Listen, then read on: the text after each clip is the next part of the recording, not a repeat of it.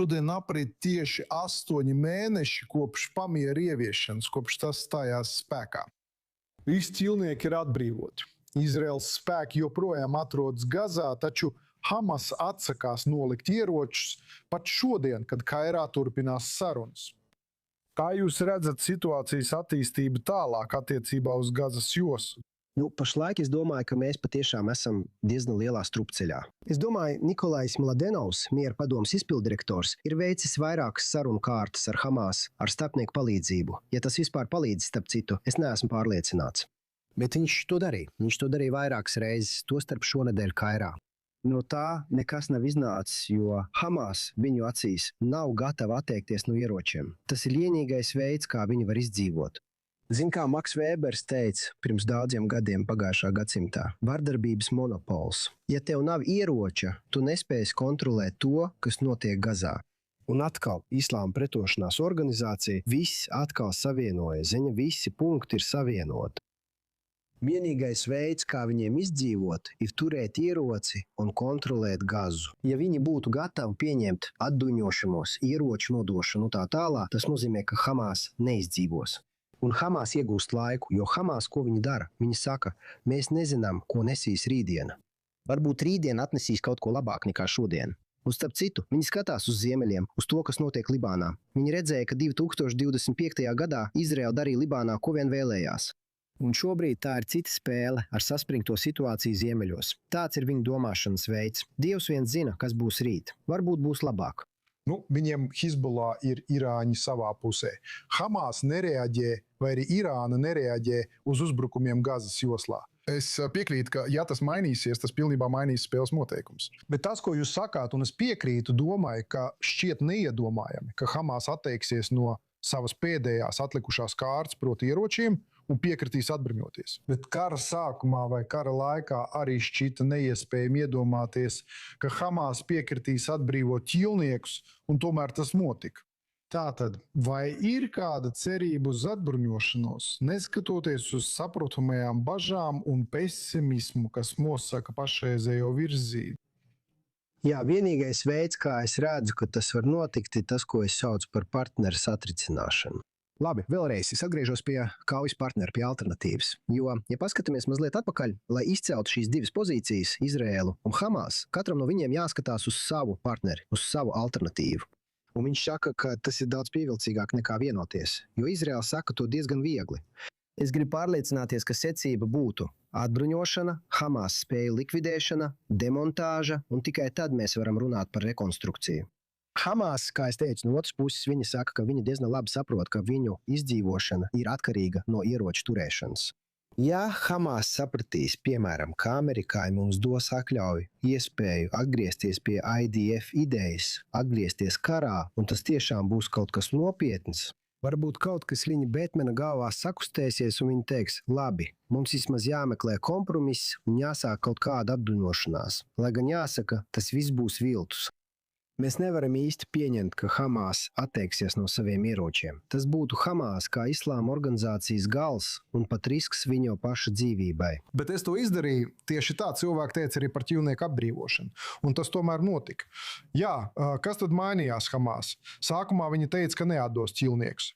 Un tad beigās viņi tam piekrita. Kas tad tur mainījās? Kas lika viņiem atbrīvot ķīlniekus? Un vai to pašu spiedienu var izmantot, lai piespiestu viņus atbruņoties? Jā. Kas mainīja situāciju? Bija divas galvenās lietas, starp daudzām citām. Pirmkārt, Jehjas Sinvārs nebija dzīvs. Ja Jehjas Sinvārs būtu dzīvs, es neesmu pārliecināts, ka rezultāti būtu bijuši tik labi, kādi tie bija. Tas ir viens aspekts.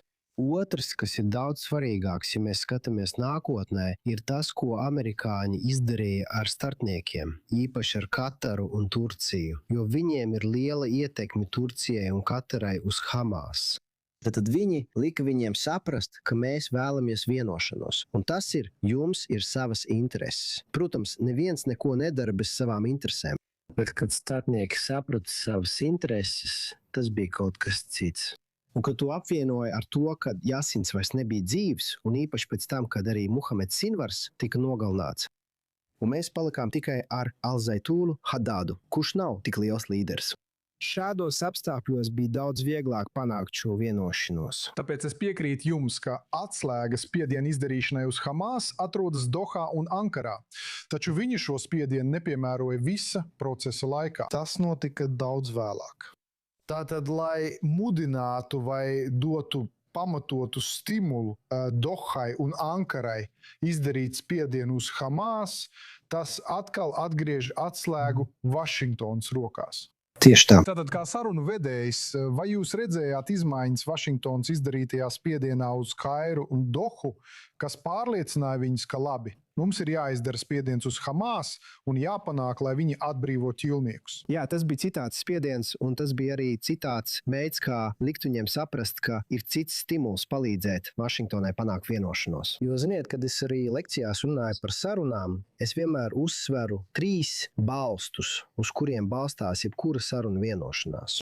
Uzticība, intereses un cena, lai dažkārt vienkāršotu ļoti sarežģītas procedūras.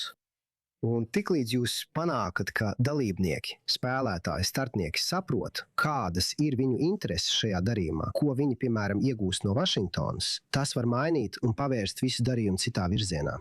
Un tas ir kaut kas tāds, kas patiesībā tagad nenotiek. Tad viņi ļauj Nikolajam Laģenovam mēģināt, jūs zināt, nāk klajā ar kādu risinājumu. Jo, manuprāt, tagad uzmanība ir pievērsta Irānai un Libānai. Tagad tuvajos austrumos ir tik daudz problēmu. Un starp citu, Hamas no tā gūst labumu. Jā, viņi cenšas palikt, jūs zināt, zem kara sliekšņa.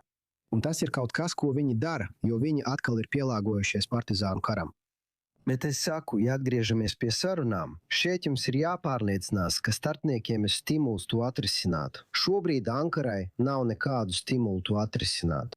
Gluži pretēji, paskatieties, ko Erdogans šodien teica par Izraelu, par Netanjahu, par to, ko mēs darām Libānā un Sīrijā. Tas tikai parāda, ka jums nav nekādas intereses. Gluži pretēji. Es uzsveru šo jautājumu, jo šī dinamika pastāvēja arī pirms ķīlnieku atbrīvošanas.